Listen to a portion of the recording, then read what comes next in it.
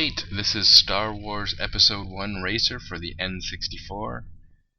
As we can see already, great looking game on the N64, and it does take advantage of the expansion pack. So starting off here on the N64, you have 4 save states for saving your game, and you basically have every character from the movie and their pod racer to choose from. They all have different abilities, obviously, different speeds and braking and traction. Starting off is the very first menu in the game.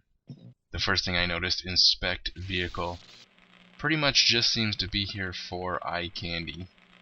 It lets you really just take a look at the 3D ships in the game using the joystick to move the camera around.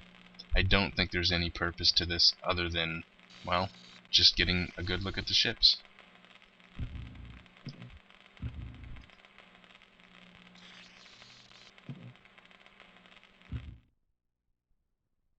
But you can do vehicle upgrades. You can see you can buy different parts here to upgrade abilities for the ship. I got everything you need, huh?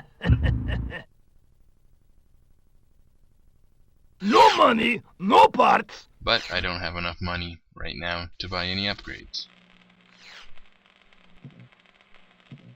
Now here's also where you'll get to the options menu, where you will see a high resolution option for the game.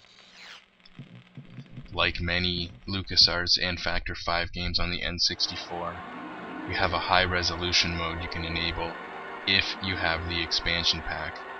If you don't have the expansion pack, the game will only run in low resolution mode. So right now we're looking at this game in high resolution mode.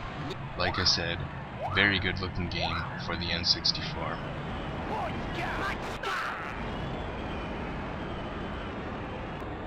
Pretty much a typical racing game here.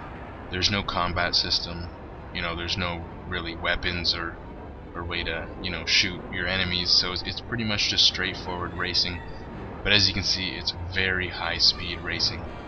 Game runs very smooth. The controls are very accurate on the N64.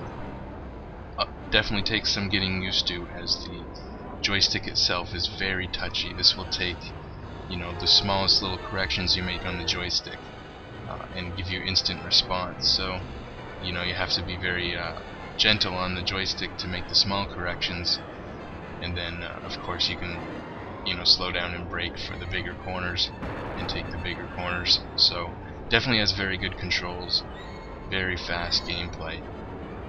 This game came out in 1999, originally released for the N64 and the PC, and then it later got ported to the Mac and to the Dreamcast in 2000.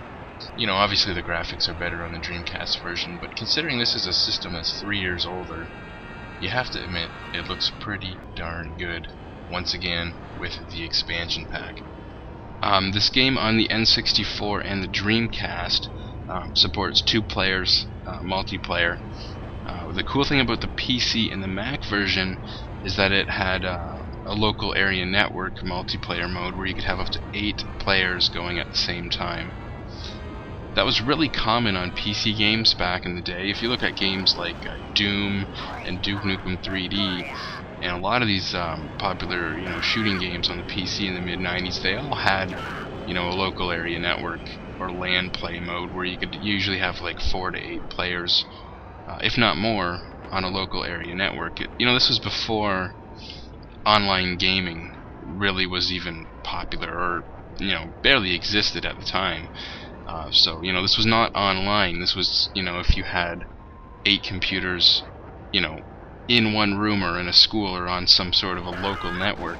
And like I said, that was pretty common in the early to mid 90s on PC games, but by the late 90s online games sort of were starting to come into play, and a lot of games started to take out that option. So it's kind of cool that that's in here, but it sure would be fun to play this game with 8 players like that. I thought this part here was a little weird. When you hit the ice, your ship actually starts to slide around, as if it's actually touching the ice, but considering it's hovering, I don't think the ice should affect the handling, but it does.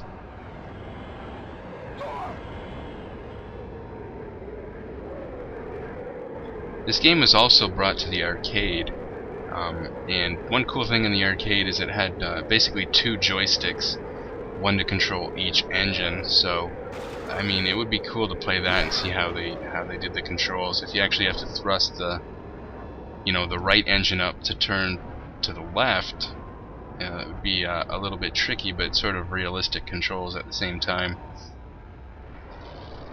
You can get like a turbo boost with your engines. It's almost like an afterburner because you have to have the engine up to speed for a long enough period of time, and then it builds up power, and then you have the ability to kick the turbo boost in. But you know what, if you ask me, this game's fast enough as it is. I'm having enough trouble keeping this thing on the straight without the turbo boost. So and that brings me to the biggest complaint with this game for me is I found this game to start off way too easily. I mean, in the first sort of tournament, in the first cup, or the first difficulty level, I found it way too easy. My first time playing the game, I wasn't used to the controls yet, and I was still breezing through race after race after race, just getting first place. I was practically lapping guys. My first time playing the game, it just seemed way too easy. And then here's the first race in the next level up. Sure, it should get a little bit more difficult, but I mean, I'm having a hell of a time here just staying out of last position, 12th place. I find it way too hard. It just seems like the game starts off way too easy, and then all of a sudden it gets way too hard. It doesn't really ramp up in difficulty as you would expect, and that's my biggest complaint with the game. Although I didn't see anyone mentioning that in reviews, oddly enough. This game did pretty good in reviews. Most of the online reviews for the time that I looked at, I mean, we're giving it like a 7 out of 10.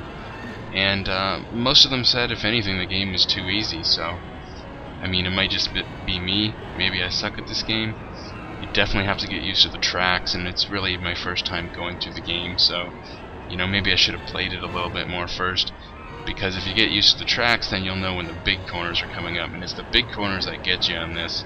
You're going too fast, the big corner comes up, and you're going to crash.